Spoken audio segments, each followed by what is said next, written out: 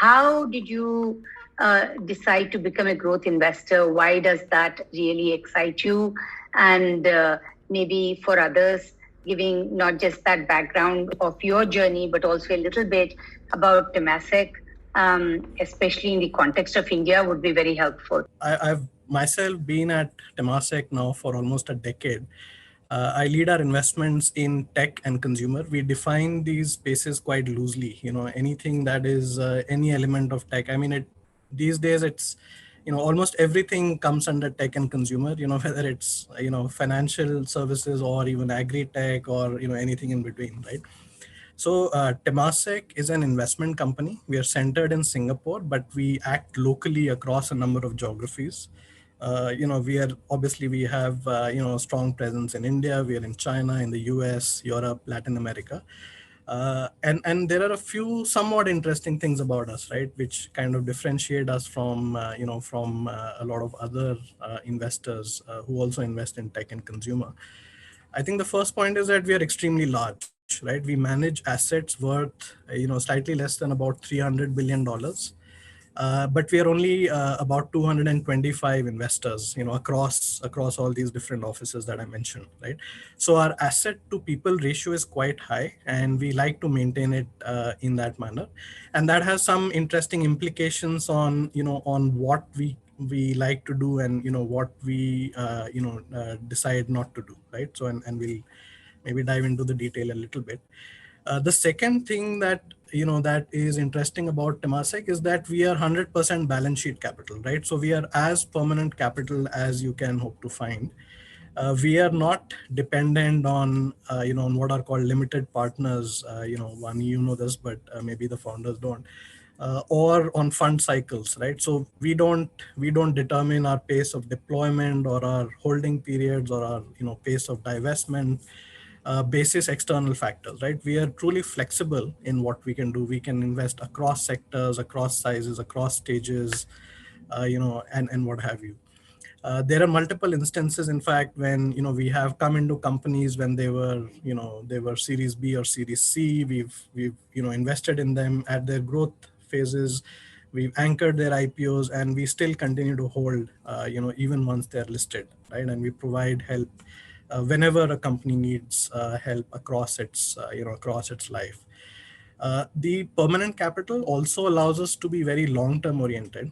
We are blessed in the fact that we don't need to look for exits within a few years of our investments. That is not to say that we don't like liquidity events, or we are totally indifferent to liquidity events. But I think it just gives us the flexibility, right? So we can keep holding things for longer, as long as we make sustainable long-term returns, right? And I think the last thing to point out to this group, to this August group here, is that at heart we are very friendly investors, right? We typically don't get into what are called special situations. We don't like fighting with management teams. We don't like getting into ugly situations in companies. Our basic philosophy is very simple. We like to find great teams or great entrepreneurs in the areas of our interest, and then we just back them fully, right? We are helpful to provide capital or networks or advice or whatever else is needed, right? So I guess that's a little bit about Temasek. Our history in India has been long.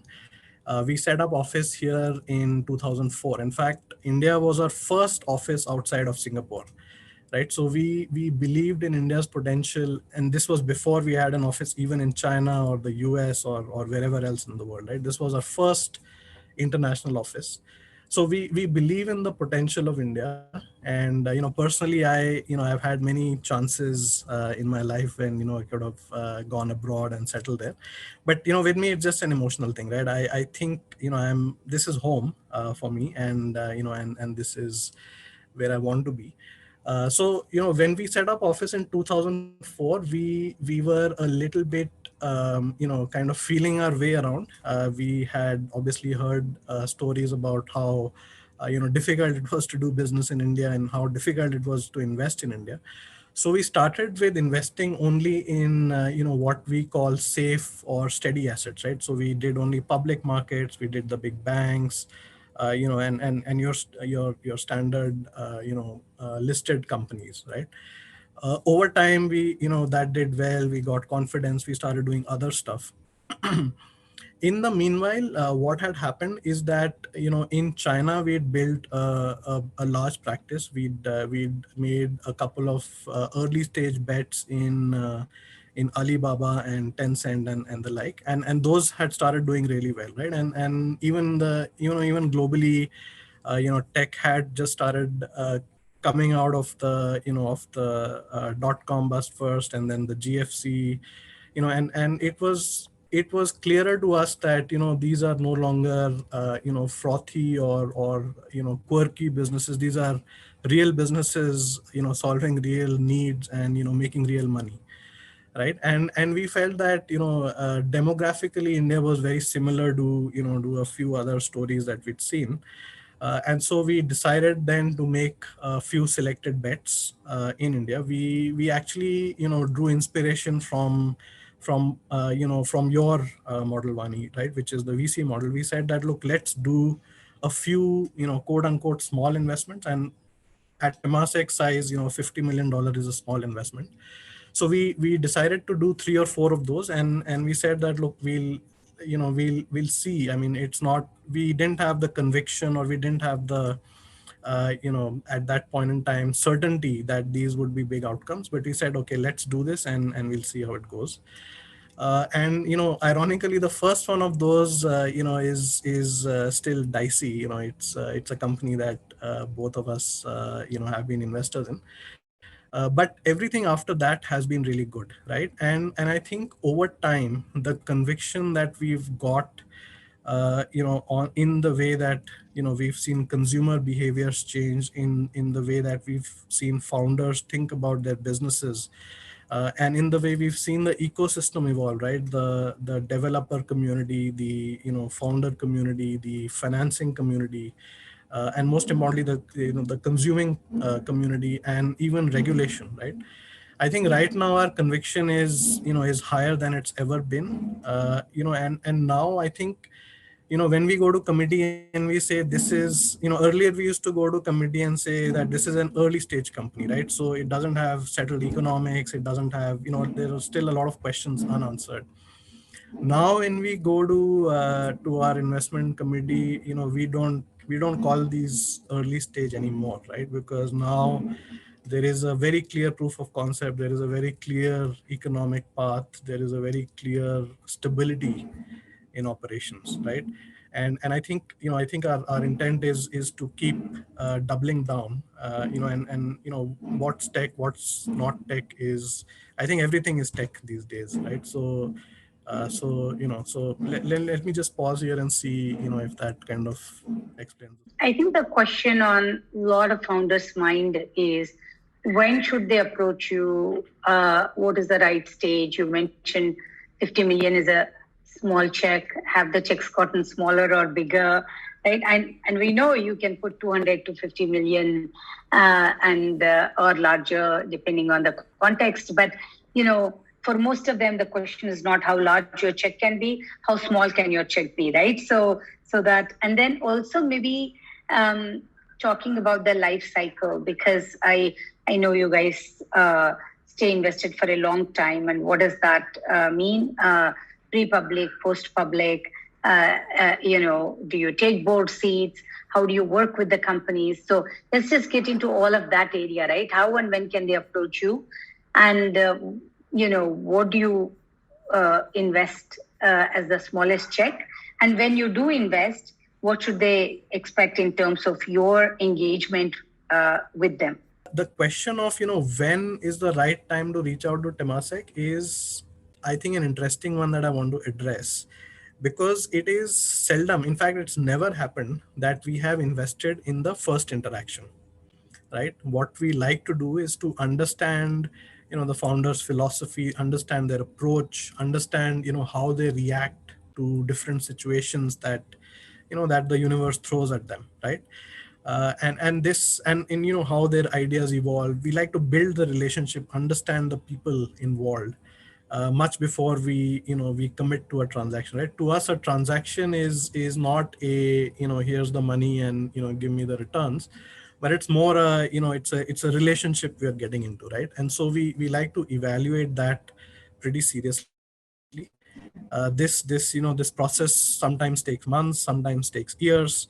And so what whenever I'm asked this question, I always say that, look, it's never too early to meet Temasek and talk about what you're trying to build, right? It may not result in an immediate check from us, but it will kind of make sure that you're on our radar, and there's a relationship being built, right? The only caveat I would put is that if you think about it from Peter Thiel's framework, right, the 0 to 100 that a company goes through, we are clearly not 0 to 1 investors, right? So if you don't have a proof of concept, if you don't have some scale, let's say at a city level, or you don't have let's say customer engagement metrics for a few quarters, or you don't have some evidence of how your unit economics look today, and how they looked in the past and how they look in the future, then the conversation is not a deep and meaningful conversation, right? Then it's just a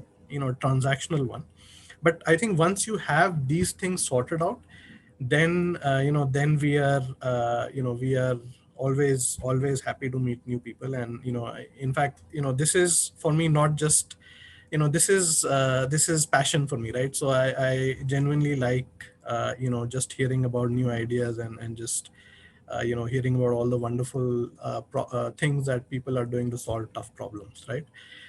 In terms of how we think about the check size, I think what the framework we use to evaluate is what is the size of the outcome going to be, right? And the outcome needs to be needle moving for the fund, right? And I said that the fund is a $300 billion fund.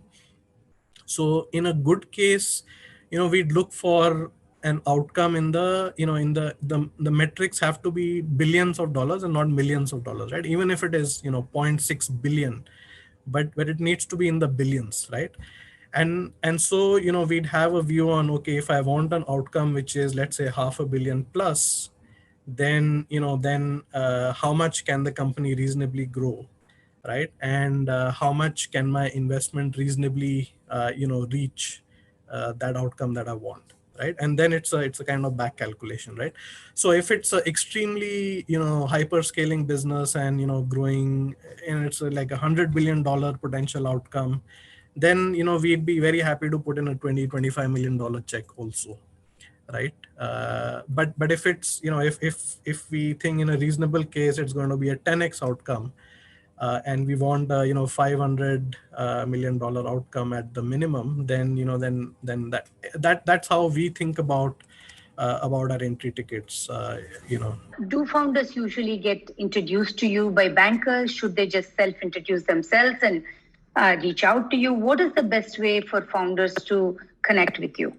I think the best way is the direct way, right? I mean, bankers do introduce us to a lot of people, but I mean, it's usually we find that if we're in a process with 5 other people competing, then we're not very good at winning those deals, right? So whether it's directly or through a referral, through someone like yourselves or whoever, right? It's usually the best way to deal with it. I think what I can promise is that any email sent to me is never unanswered, right? So whether it may not be answered immediately or the same day, but usually it will get answered. And I'm, like I said, I spend a substantial amount of time just hearing about new ideas and meeting new people, right? So as long as you've got the basic building blocks in place, as long as you're not going from 0 to 1, but you are going from, let's say, 1 to 10, or 10 to 100, or anywhere in the middle, then it's always good to I mean, I'd be most welcoming of spending some. When founders meet you, what is the conversation you want to have with them, and Hence, what can all the founders here prepare themselves when they meet you? No, so I think that's a good question, right? And it's, I think it's a bit like like an interview process, right? When you're pitching, because the more you do, the better you get at telling the story and communicating it. But I think the few things that I definitely look for in a meeting is if I can just explain how we look at investments, right?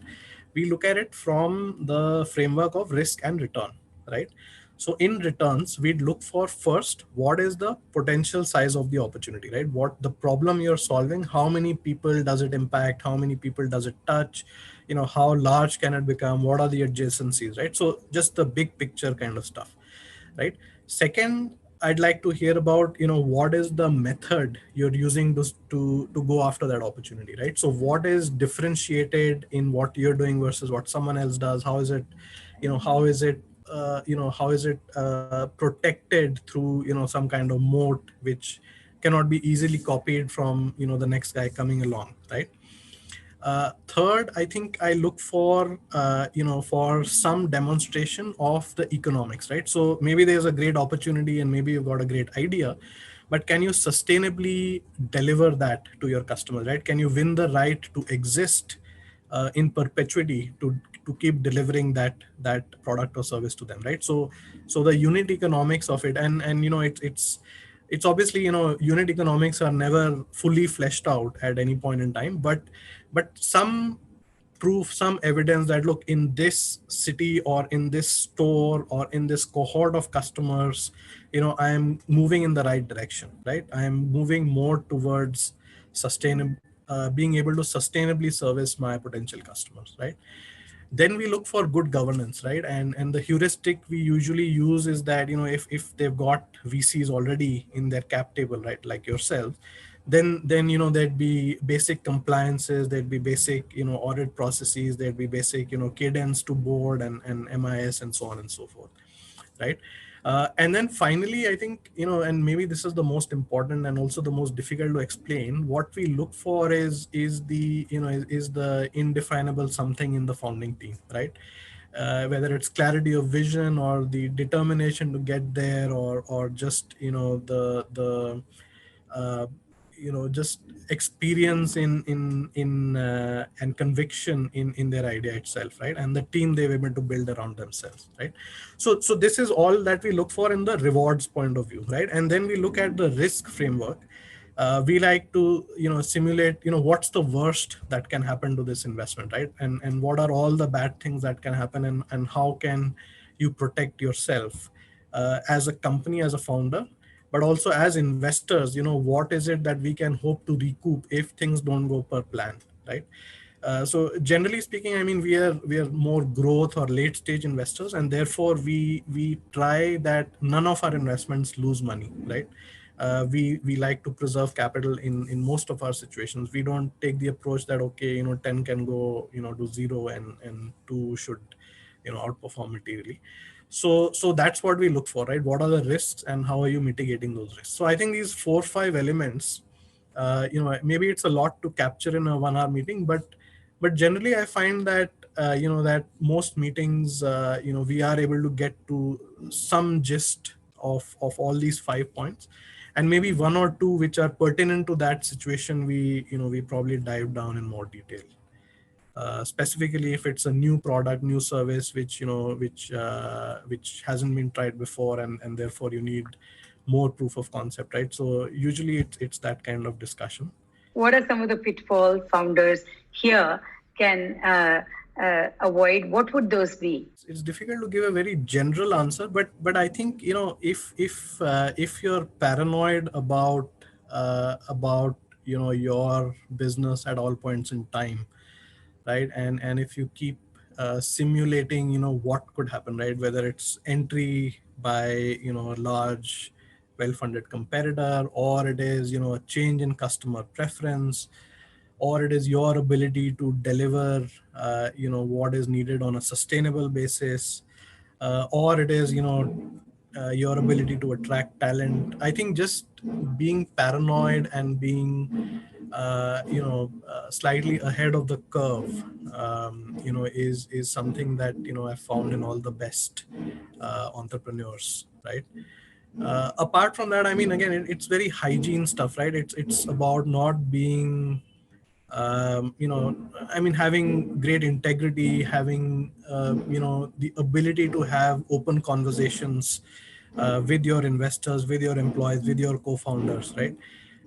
Often, founders feel compelled to to only show what is good, right? Or to keep the confidence of their investors up in their company. But I often find that that kind of puts an additional, I mean, they put an additional burden on themselves, because look, we all know that this is one of the most difficult things in the world, right? Being a founder is not for everyone. I mean, it's not easy at all, right? And we totally understand that, and we also know that not everything that that a company will try will work out well, right? So I think if we have the ability to have open trust based conversations, then as investors I think we get we get the courage to back our original thesis and help the company in whatever way it needs the help at that point in time.